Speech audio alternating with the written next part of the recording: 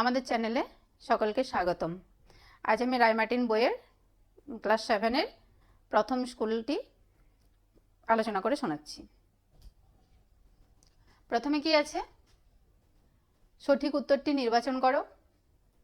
সংস্কৃতে সমস্ত বর্ণকে সংক্ষেপে কি বলা হয়? অজ, হল না অল? তো এখানে উত্তর কি হবে? সংস্কৃতে সমস্ত বর্ণকে বলা হয় অল। 2 নম্বরে আছে সংস্কৃতে দীর্ঘ স্বরবর্ণ আছে 8টি, 9টি না 11টি? উত্তর হবে সংস্কৃতে দীর্ঘ স্বরবর্ণ আছে 8টি। কি কি? আ, দীর্ঘ ই, দীর্ঘ উ, দীর্ঘ রি, এ, ওই, ও, ও, এইগুলো। আবার 3 নম্বরে কি আছে? বাক্যে প্রধানত কয়টি অংশ থাকে? বাক্যে প্রধানত 2টি অংশ আছে। কি কি? উদ্দেশ্য ও বিধেয়। তাহলে উদ্দেশ্য বিধেয় আমরা জানি। তাহলে উদ্দেশ্য বলতে কি বোঝায়? উদ্দেশ্য বলতে বোঝায় যাকে নিয়ে কিছু বলা হয় তাকে বলে উদ্দেশ্য। আর বিধেয় উদ্দেশ্য সম্বন্ধে যা বলা হয় তা হলো বিধেয়। এই দুটো জিনিস নিয়ে তৈরি হয় বাক্য। তাহলে বাক্যে কি থাকে? প্রধানত 2টি অংশ, উদ্দেশ্য ও বিধেয়। এবারে 4-এ কি আছে? অনিল শব্দের বাংলা অর্থ। অনিল শব্দের বাংলা অর্থ কি? বাতাস। অনিল শব্দের বাংলা অর্থ হলো বাতাস। তারপরে কি? পরের প্রশ্ন, দীর্ঘ স্বরবর্ণকে বলা হয় গুরু, লঘু না কোনোটিই নয়? এখানে উত্তর হবে দীর্ঘ স্বরবর্ণকে বলা হয় গুরু। দীর্ঘ স্বরবর্ণকে গুরু। এবার আমরা চলে যাব 2 নম্বর প্রশ্নে। 2 নম্বরে কি আছে? পূর্ণ বাক্যে উত্তর দিতে বলেছে। কি আছে? ভাষা কাকে বলে? ভাষা কাকে বলে? ভাষা কাকে বলে? ভাষা হলো মানুষের ভাব, চিন্তা, অনুভূতি ও মনের ভাব প্রকাশ করার মাধ্যম। অর্থাৎ যে মাধ্যমে মানুষ নিজের মনের ভাব অন্যের কাছে প্রকাশ করে তাকে ভাষা বলে। এবার আমরা চলে যাব 2 নম্বরে। 2 নম্বরে কি আছে? সংস্কৃত ভাষায় বর্গীয় ব ও অন্তস্থ বয়ের লিখন পার্থক্য দেখাও। এটা এখানে অ্যান্সারে করা নেই, এটা আমি করে দেখাবো। তাহলে সংস্কৃত ভাষায় বর্গীয় ব আর অন্তস্থ বয়ের লিখন পার্থক্য মানে সংস্কৃত ভাষা আমরা বর্গীয় বটা কিভাবে লিখি আর অন্তস্থ বটা কিভাবে লিখি সেটাই আমি লিখে তোমাদের দেখাচ্ছি। তাহলে সংস্কৃত ভাষায় বর্গীয় ব হবে বর্গীয় ব,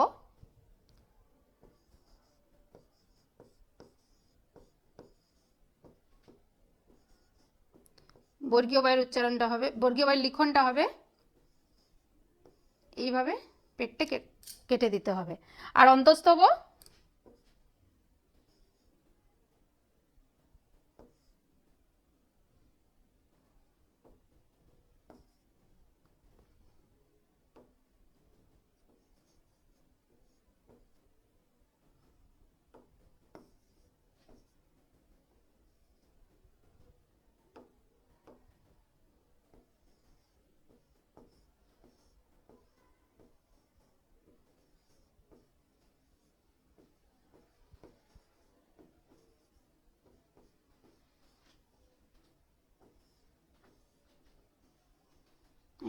তাহলে সংস্কৃতে বর্গীয় ব আর অন্তস্থবের উচ্চারণ স্থান হবে, লিখার জায়গা হবে এটা।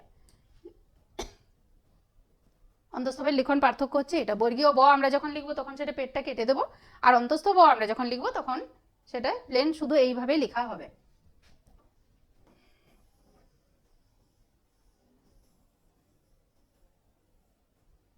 তারপরে কি আছে দেখো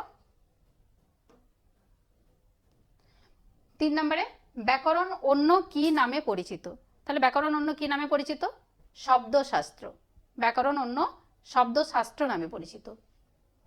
তারপরে প্রশ্ন, বচন কাকে বলে? কোনো ব্যক্তি বা বস্তুর সংখ্যা বোঝাতে শব্দের যে রূপ পরিবর্তন হয় তাকে বচন বলে। কোনো ব্যক্তি বা বস্তু সেটা যদি আমরা সংখ্যা বোঝাতে যাই তখন শব্দের যে পরিবর্তন হয় তাকে বচন বলে। যেমন নর যে শব্দরূপটা আছে, ধরো নর, নর শব্দরূপে প্রথমা একবচন, দ্বিবচন, বহুবচনের রূপ কি? নর, নরৌ, নরা। তাহলে নর, নর যে আমরা বলছি তার একবচনের রূপ হচ্ছে নর, মানে একটি মানুষ, নরৌ দুটি মানুষ, আর নরা মানুষগুলি। তাহলে বচনের যে পার্থক্য, তাহলে বস্তুর কোনো ব্যক্তি, বস্তু বা সংখ্যা বোঝাতে শব্দের যে রূপ পরিবর্তন ঘটে তাকে আমরা বচন বলি। তারপরে প্রশ্ন, পদ কয় প্রকার ও কি কি? পদ কয় প্রকার? সংস্কৃত ভাষায় পদ 2 প্রকার। কি কি? সুবন্ত পদ ও তিঙন্ত পদ। কি কি হলো? পদ কয় প্রকার হলো? 2 প্রকার। কি কি? সুবন্ত পদ ও তিঙন্ত পদ। এবারে সুবন্ত পদ হলো নামপদ। তাই সুবন্ত পদকে আমরা কি বলি? নামপদ। তাই নামপদের মধ্যে আবার কি কি আছে? বিশেষ্য, বিশেষণ, সর্বনাম, অব্যয়। বিশেষ্য, বিশেষণ, সর্বনাম, অব্যয়। তাহলে পদকে আমরা দুভাগে ভাগ করি, সুবন্ত পদ, তিঙন্ত পদ। আর সুবন্ত পদকে আমরা কি পদ বলি? নামপদ বলি। নামপদের আবার 4টা ভাগ আছে, কি কি? বিশেষ্য, বিশেষণ, সর্বনাম, অব্যয়। আর একটা হলো তিঙন্ত পদ বা ক্রিয়াপদ। এরপরের প্রশ্ন, সন্ধ্যক্ষর কাকে বলে? সন্ধ্যক্ষর কাকে বলে? পরের প্রশ্ন। উত্তর কি হবে? দুটি স্বরবর্ণ মিলিত হয়ে যে নতুন স্বরধ্বনি সৃষ্টি করে তাকে সন্ধ্যক্ষর বলে। সন্ধ্যক্ষর মানে দুটি স্বরবর্ণকে মিলিত হতে হবে, এখানে ব্যঞ্জন বর্ণের মিলন হওয়া যাবে না। তাহলে দুটি স্বরবর্ণ মিলিত হয়ে যে নতুন স্বরধ্বনি সৃষ্টি হয় তাকে সন্ধ্যক্ষর বলে। যেমন অ যোগ হস্যই সমান এ, অ যোগ হস্য সমান ও, আ যোগ দীর্ঘই সমান ওই, আর আ যোগ দীর্ঘ সমান ও। এগুলো হচ্ছে সন্ধ্যক্ষর। তাহলে সন্ধ্যক্ষর কটি? এ, ও, ওই আর ও, এই 4টি হচ্ছে সন্ধ্যক্ষর। তারপরে 8 নম্বরে কি আছে? বিশেষ্য বিশেষণ সম্পর্কিত শ্লোকটি লেখো। বিশেষ্য বিশেষণ সম্পর্কিত শ্লোকটি হলো, বিশেষ্যস্য হি জল্লিঙ্গং বিভক্তি বচনে চ যে তানি সর্বাণি যোজ্যানি বিশেষণ পদেশ্বপি। তাহলে এখানে কি বলেছে? বিশেষ্যস্য হি জল্লিঙ্গং বিভক্তি বচনে চ যে তানি সর্বাণি যোজ্যানি বিশেষণ পদেশ্বপি। অর্থাৎ বিশেষ্য পদের যে লিঙ্গ, যে বিভক্তি ও যে বচন হবে, বিশেষণ পদেরও সেই লিঙ্গ, সেই বিভক্তি আর সেই বচন হবে। এটাই হচ্ছে বিশেষ্য ও বিশেষণ সম্পর্কিত শ্লোক। তো কি বললাম? আরেকবার বলি, শোনো। বিশেষ্যস্য হি জল্লিঙ্গং বিভক্তি বচনে চ যে তানি সর্বাণি যোজ্যানি বিশেষণ পদেশ্বপি। অর্থাৎ বিশেষ্য পদের যে লিঙ্গ, যে বিভক্তি, যে বচন হয়, বিশেষণেরও সেই লিঙ্গ, সেই বিভক্তি, সেই বচন হয়। তারপরে প্রশ্ন দেখো, এটা এখানে করা নেই, এটা আমি করে দেব। তারপরে প্রশ্ন কি আছে? বিজ্ঞানম। বিজ্ঞানম শব্দটিকে বর্ণ বিশ্লেষণ করতে বলেছে। তার বর্ণ বিশ্লেষণ করা আমরা শিখেছি। বর্ণ বিশ্লেষণ আমরা 7ম শ্রেণীতেই শিখেছি। বর্ণ বিশ্লেষণ কাকে বলে আমরা জানি। এবার বাংলা ব্যাকরণও আমরা দেখেছি। এবার বর্ণ বিশ্লেষণটা আমরা এখানে বিজ্ঞানম শব্দটিকে বর্ণ বিশ্লেষণ করে আমরা দেখাবো।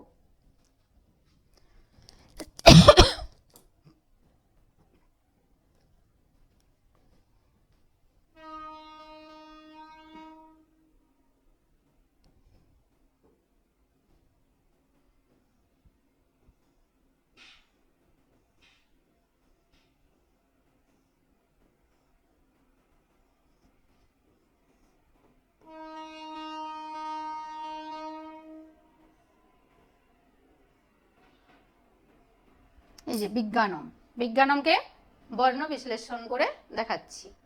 কি হবে? ব যোগ হস্যই যোগ ইয়, ইয় বর্গের যোগ, ইয় বর্গের যোগ যেহেতু আছে তাহলে কি হবে? ইয় যোগ বর্গের যোগ, ইয় বর্গের যোগ যোগ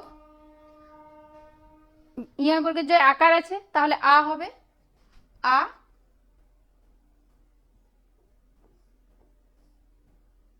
যোগ নম আছে দন্তন্য,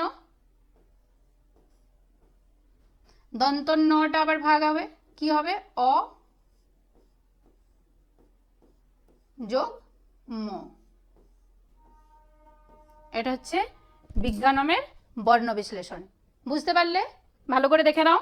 বিজ্ঞানম, ব যোগ হস্যই যোগ অ, সরি, ব যোগ হস্যই যোগ ইয় যোগ বর্গের যোগ আ যোগ দন্তন্য যোগ অ যোগ ম, বিজ্ঞানম। তাহলে বিজ্ঞান শব্দের বর্ণ বিশ্লেষণ করে দিলাম। এবারে দেখো পরের প্রশ্ন।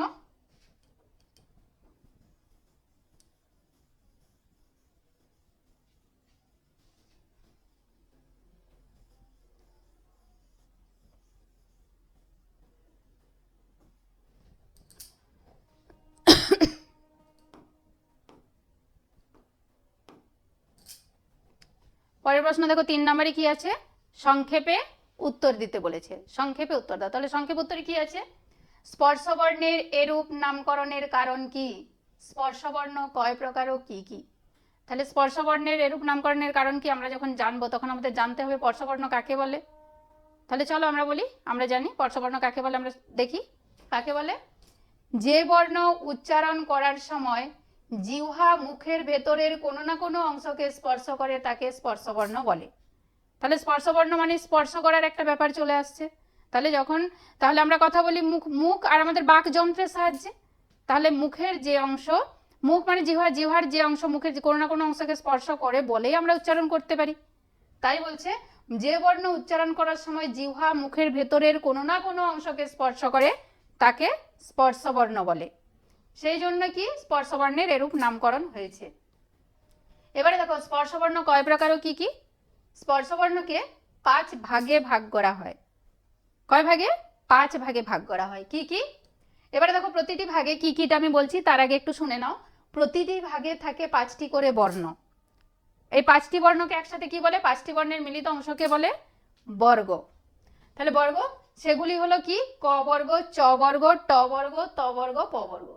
তাহলে স্পর্শবর্ণ কটি 5 ভাগে ভাগ করা যায়। কি কি? ক বর্গ, চ বর্গ, ট বর্গ, ত বর্গ, প বর্গ। এই 5 ভাগে ভাগ করা যায়। এটা হয়ে গেল। এবারে কি বলেছে? শব্দ ও পদের মধ্যে পার্থক্য। তাহলে শব্দ ও পদের মধ্যে পার্থক্য কি বলেছে? বিষয়, শব্দ আর পদ। তাহলে বিষয় অর্থ, অর্থে এখানে কি আছে? অর্থে তাহলে এখানে শব্দ কাকে বলে আমরা কি বলবো? অর্থবোধক ধ্বনি বা ধ্বনি সমষ্টিকে শব্দ বলে। আমরা শুধু মুখে আওয়াজ করলে সেটা শব্দ হয় না, যদি না সেটার অর্থ থাকে। তাহলে অর্থবোধক সেটা হতে হবে, তার অর্থ থাকতে হবে, তবেই সেটা ধ্বনি হবে। তাহলে অর্থবোধক ধ্বনি বা ধ্বনি সমষ্টিকে শব্দ বলে। এবারে কি হচ্ছে? পদ কাকে বলে? পদ কাকে বলে? বাক্যে ব্যবহৃত শব্দকে পদ বলে। বাক্যে ব্যবহৃত হতে হবে সেই শব্দ, সেই শব্দগুলোকে পদ বলে। বাক্যে ব্যবহৃত শব্দকে পদ বলে। এবার দেখো ব্যবহার।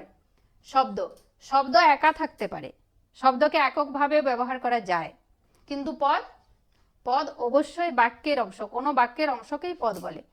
পদ কিন্তু এককভাবে ব্যবহার করা যায় না, যেখানে শব্দকে এককভাবে ব্যবহার করা যায়। এবারে দেখো রূপ, শুধু অর্থ বোঝায়। শব্দের রূপ শুধু অর্থ বোঝা যায়। আর পদের রূপ কি? বিভক্তি বা প্রত্যয় যুক্ত হয়ে বাক্যে ব্যবহৃত হয়। বিভক্তি বা প্রত্যয়ে যুক্ত হতে হবে এবং সেটা বাক্যে ব্যবহৃত হবে। তাহলে এই হলো আমাদের শব্দ ও পদের মধ্যে পার্থক্য। এবারে দেখো 3 নম্বরে কি আছে? অনুস্বার ও বিসর্গ এই দুটি বর্ণকে অযোগবাহ বর্ণ বলা হয় কেন? অনুস্বার বিসর্গ এই দুটি বর্ণকে অযোগবাহ কেন বলা হয়? বলছি। অনুস্বার ও বিসর্গ এরা অযোগবাহ বর্ণ কারণ স্বরবর্ণ ব্যঞ্জন বর্ণের মধ্যে এদের কোনো স্থান নেই। স্বরবর্ণ ব্যঞ্জন বর্ণের মধ্যে অনুস্বার ও বিসর্গের কোনো স্থান নেই, কারণ অনুস্বার ও বিসর্গ এককভাবে উচ্চারণ করা যায় না। তাহলে স্বরবর্ণ এদের কোনো জায়গা নেই, আবার ব্যঞ্জন বর্ণ এদের কোনো জায়গা নেই, এরা অযোগ। তাহলে স্বরবর্ণ ব্যঞ্জন মধ্যে যোগ নেই, যোগ নেই মানেই অযোগ। আবার কি? তবু যোগ নেই কিন্তু কি হলো? প্রয়োগ নির্বাহ করে বলে এরা বাহ। প্রয়োগ নির্বাহ করা মানে কি বোঝাচ্ছে? প্রয়োগ নির্বাহ করা মানে বোঝাচ্ছে যে অনুস্বার ও বিসর্গ যদি কোনো শব্দের পরে বসে তাহলে সেই শব্দটাকে অর্থবহ করে তোলে, অর্থবহ করে তোলে। তাই সেটা হচ্ছে বাহ, অযোগ বাহ। তাই অনুস্বার বিসর্গ স্বাধীনভাবে উচ্চারিত হতে পারে না, কিন্তু কিভাবে উচ্চারিত হয়? কোনো শব্দের পরে পরে পরে বসে শব্দটাকে বিশেষভাবে একটা মানে রূপান্তরিত, একটা অর্থে রূপান্তরিত করে, তখন তাকে সেটা মানে নেবে, তখন সেটাই হচ্ছে অযোগবাহ। তাহলে অযোগবাহ কি হলো?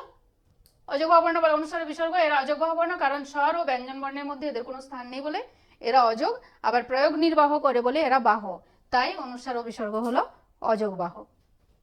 তারপরে প্রশ্ন দেখো, পার্থক্য আছে, ধ্বনি আর বর্ণের পার্থক্য আছে। এটা এখানে করা নেই, আমি করে দিইনি, আমি এখানে করে তোমাদের দেখাচ্ছি। আইভি,